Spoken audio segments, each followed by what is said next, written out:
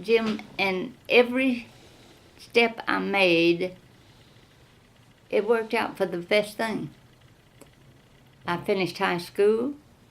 That was when nobody could go to college.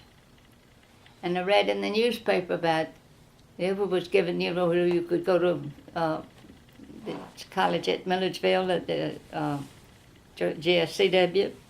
And I answered it, and I was accepted. I didn't have any clothes. I took seed sacks and made some skirts, blouses, old dresses, and made some blouses. And we didn't have a car. But HF, the boy I was dating him from Valdosta, he had a car, so he came and carried Estelle and I to the train at 8L. They were to pick us up at Macon. I didn't even have a nickel to buy Coca-Cola. That's what a Coca-Cola was then, a nickel. I didn't even have a nickel to buy Coca-Cola. They picked us up at Macon, and we went to Milledgeville.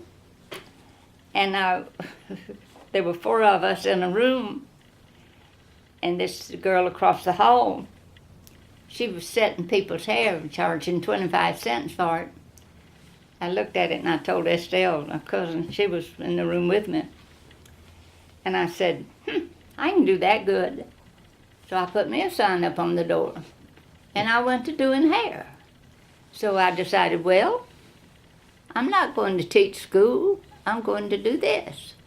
So Jimmy let me have $25 now, is what Newsom charged. I only had to go 6 weeks. And I went to school for 6 weeks, and I had my license. And so I got the job at Quitman in the hotel there. And then Jim and I married. And I went to Columbus. And the room that he got for me, the lady that was in there, young girl was in there, her mother was related to a lady in Moultrie, and she had a beauty shop in Columbus, on Broad Street in Columbus. And she told her mother, she said, you take this girl, she's better than any you got there. Miss Dietz said, I can't let them go, I've had them so long. But she said, I tell you what, I've got to go to Atlanta to a beauty show. Said, will you work 3 days for me? And I said, yes, I will. And I went to work up there for 3 days. And while I was there, Miss Crutchfield, that had a beauty supply place, came in and she wanted her hair done. She brought supplies for the shop. And so everybody was busy. So I did her hair. When I combed it out, she said, I've got a shop, but I need a manager for it. Would you like the job? I said, yes. I took it. Well, when I went to it and I found out where it was in the cotton mill section, the very roughest section of Columbus. I only was there 3 months. I didn't like that. So Ms. Hart, that was manager of the shop in Winton,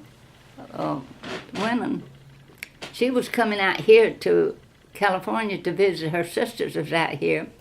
So Miss Crutchfield said, Ann, I know this is not the place that you like to work.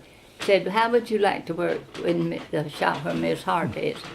And I said, oh yes, I'll take it.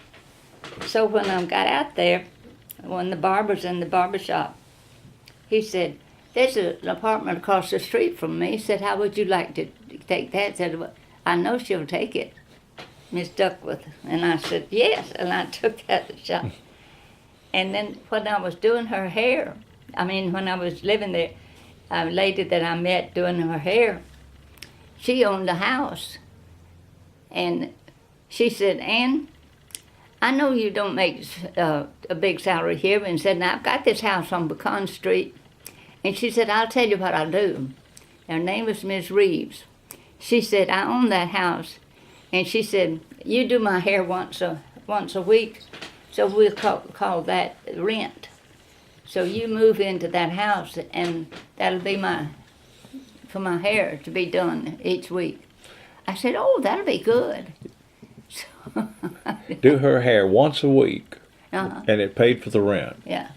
So I did that, And it just seemed every step I made all through my life has been an advancement. Mm-hmm. And it just worked out just that same way all the time. Every step. Mm-hmm. So that's what I say, I don't have anything to complain about.